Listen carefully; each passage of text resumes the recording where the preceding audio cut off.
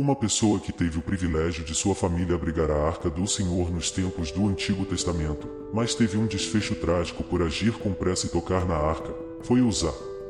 Ele era filho de Abinadab, o qual acolheu a Arca da Aliança em sua casa após os acontecimentos desastrosos que atingiram os filisteus. No entanto, o que se destaca na história de Uzá é o fato de ele ter sido atingido por Deus. Compreendo que mencionar que Deus atingiu ou tirou a vida de alguém pode parecer estranho para aqueles que esquecem que Deus é o soberano da vida e age conforme sua vontade, sem necessidade de prestar contas a ninguém.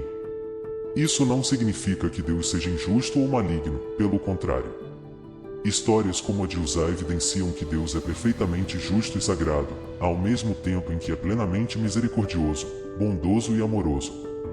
Um aspecto divino não anula o outro. Contudo, muitas pessoas questionam a severidade do julgamento de Deus contra Uzá. Será que a punição divina foi excessiva simplesmente por ele ter tocado na arca na tentativa de estabilizá-la? Será que o erro dele foi tão grave? Além disso, por que Uzá morreu ao tocar na arca, enquanto antes dele os filisteus também fizeram o mesmo e não há menção na Bíblia de nenhum filisteu sendo imediatamente morto por isso? Se você tiver dificuldade em compreender essa narrativa, sugiro assistir ao vídeo até o final, pois nele você conhecerá quem foi Uzá na Bíblia e entenderá por que ele foi punido por Deus.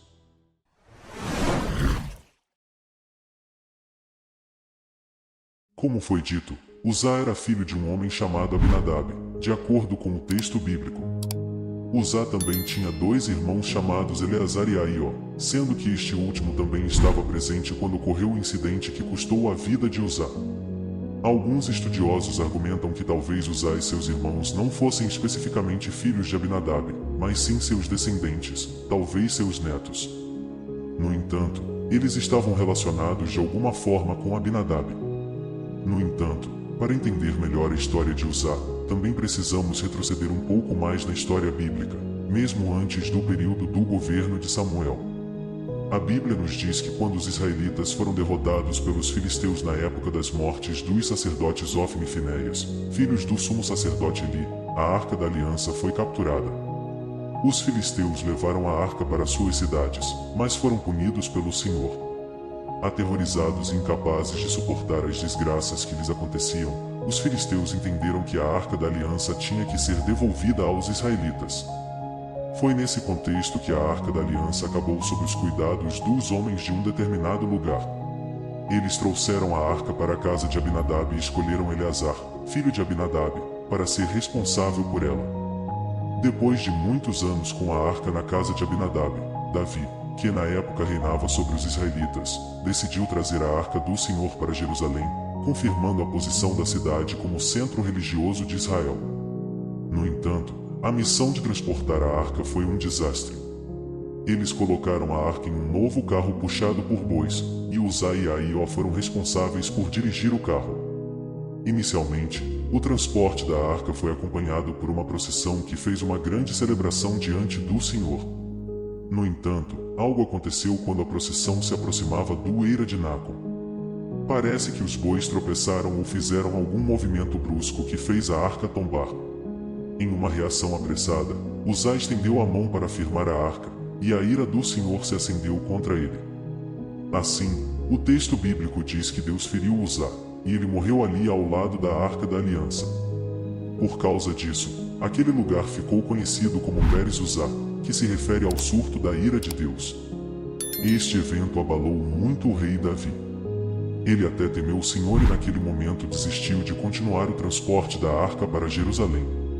Em vez disso, a arca foi levada para a casa de um homem chamado Obed-Edom, onde permaneceu por 3 meses. Mas surge uma pergunta: por que Uzá morreu ao tocar na arca de Deus? Bem, o texto bíblico em 2 Samuel 6:07 deixa claro que Uzá morreu porque o Senhor considerou sua ação irreverente. Depois que a arca esteve em sua casa por tantos anos, Uzá agiu imprudentemente e violou a natureza sagrada da arca, que representava a presença de Deus habitando entre seu povo. A forma como estavam transportando a arca era completamente inadequada à luz das instruções de Deus. De acordo com o livro de Números, Deus havia ordenado que quando a arca fosse transportada, ela deveria ser carregada sobre os ombros dos levitas, a família sacerdotal. mas naquela ocasião, estavam carregando a arca em um carro puxado por bois, semelhante ao que os filisteus haviam feito quando capturaram a arca. Neste contexto, o castigo de Uzá teve um aspecto pedagógico para mostrar a todos que as coisas de Deus não podiam ser feitas de qualquer maneira. Enquanto os filisteus haviam levado a arca como um julgamento contra Israel, e o propósito de Deus era demonstrar seu poder entre as nações estrangeiras, a situação de Uzá era diferente.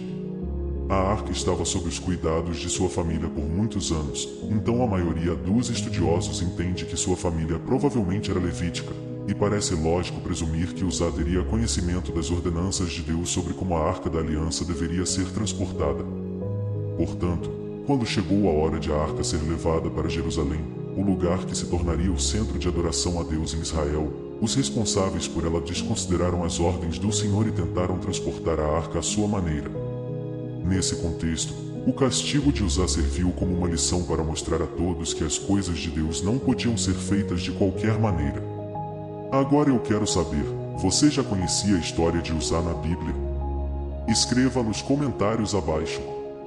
E se você gostou desse vídeo, não esqueça de se inscrever em nosso canal, Bíblia Arte Contada, e deixar seu like para ajudar o YouTube a divulgar este vídeo para um público maior. Gratidão a todos e aguardamos vocês nos próximos vídeos.